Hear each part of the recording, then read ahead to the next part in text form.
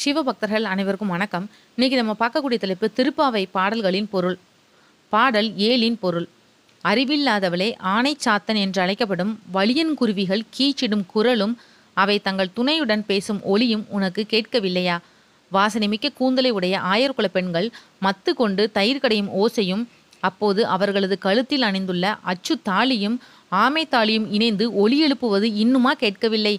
எல்லாருக்கும் தலைமையேற்று அழைத்து செல்வதாக சொன்ன பெண்ணே, நாராயணனான கேசவனை புகழ்ந்து பாடுவது உன் காதில் கேட்டும் உறங்கும் மர்மம் என்ன? பிரகாசமான முகத்தை கொண்டவளே, உன் வீட்டு கதவை திற. பெருமாளுக்கு பல திருநாமங்கள் உண்டு. இதில் கேசவா என்ற திருநாமத்தை 7 முறை சொல்லிவிட்டு அன்றாட பணிகளுக்கு கிளம்பினால் அன்றைய பணிகள் தங்கு தடையின்றி முடியும் என்பது நம்பிக்கை. கேசவன் என்ற சொல்லுக்கே தடைகளை நீக்குபவன் என்றுதான் பொருள். வாழ்வில் ஏற்படும் தடைகளை கடக்கும் இந்த பாடலை திவ்ய தேசங்களில் ஒன்றான ஆயர்படை தளத்தை மனதில் கொண்டு ஆண்டாள் பாடியிருக்கிறாள். பாடல் 8 பொருள். மகிழ்ச்சியை மட்டுமே சொத்தாக கொண்டவளே, அழகு சிலையே, கிழக்கு வெளுத்து எருமைகள் மேய்ச்சலுக்காக புல் மைதானங்களில் நிற்கின்றன. எல்லா பெண்களும் நீராடுவதற்காக வந்துவிட்டார்கள்.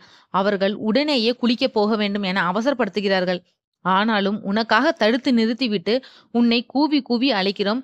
கேசி என்னும் அரக்கன் குதிரை வடிவில் வந்தபோது அதன் வாயை பிளந்து கொன்றவனும், கம்சனால் அனுப்பப்பட்ட முஷ்டிகர் உள்ளிட்ட மல்லர்களை வென்றவனும், தேவாதி தேவனுமான கிருஷ்ணனை நாம் வணங்கினால் அவன் ஆ ஆ என்று அலறிக்கொண்டு நமக்கு அருள் தருவான்.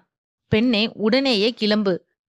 பாடல் 9 பொருள். பிரகாசமான நவரத்தினங்களால் கட்டப்பட்ட மாளிகையில் சுற்றி சூழ விளக்கெரிய நறுமண திரவியம் மனம் வீச அழகிய பஞ்சுமெத்தையில் உறங்கும் எங்கள் மாமன் மகளே, உன் வீட்டு மணிக்கதவை திறப்பாயாக.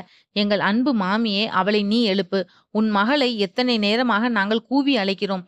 அவள் பதிலே சொல்லவில்லையே. அவள் ஊமையா, செவிடா, சோம்பல் அவளை ஆட்கொண்டு விட்டதா? அல்லது எழ முடியாதபடி ஏதும் மந்திரத்தில் சிக்கிவிட்டாளா? உடனே எழு, எங்களுடன் இணைந்து மாயங்கள் செய்பவன், மாதவத்துக்கு சொந்தக்காரன், வைகுண்டத்துக்கு அதிபதி என்றெல்லாம் அந்த நாராயணனின் திருநாமங்களை சொல்.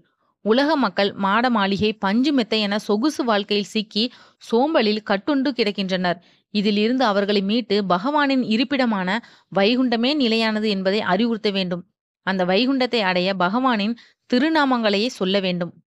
இந்த வீடியோ உங்களுக்கு பிடிச்சிருந்தா மற்றவங்களுக்கு ஷேர் பண்ணி விடுங்க. மற்றும் ஒரு நல்ல தலைப்புல நான் உங்களை சந்திக்கிறேன். நன்றி.